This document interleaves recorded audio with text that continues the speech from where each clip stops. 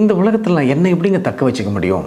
ஏன்னா எல்லாம் ஓடிட்டு இருக்காங்க, எல்லாம் ஸ்பீடாக போயிட்டுருக்காங்க. இந்த சேலஞ்சிங்கான ஒரு வாழ்க்கையில் என்ன எப்படி தக்க வச்சுக்க முடியும்? காலத்திற்கு தகுந்த போல் நம்மை நாம் புதுப்பித்து கொண்டே வரணும். எல்லா விஷயத்தையும் படிக்கணும், எல்லா விஷயத்தையும் தெரிஞ்சுக்கணும். காலம் எப்படி புதுப்பிச்சுக்கிட்டே போதோ அதுபோல் நம்மை நாம் புதுப்பித்து கொண்டே செல்ல வேண்டும்.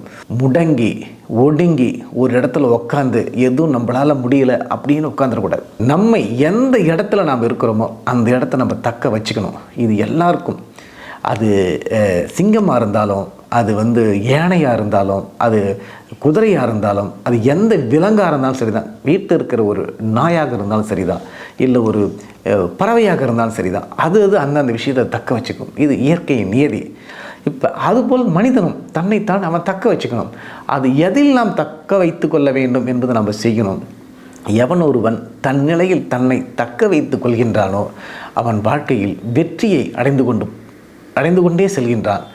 எவன் ஒருவன் தன்னை தக்க வைத்துக் கொள்கின்ற சமுதாயத்தில் அவன் அனைவருக்கும் பயனுள்ளதாக வாழ்கின்றான். எவன் தன்னைத்தானே தக்க வைத்துக் கொள்கின்றானோ அவன் ஆனந்தமாக வாழ்கின்றான் என்பதில் நாம் எந்த விதமான சந்தேகம் பட வேண்டிய அவசியம் இல்லை.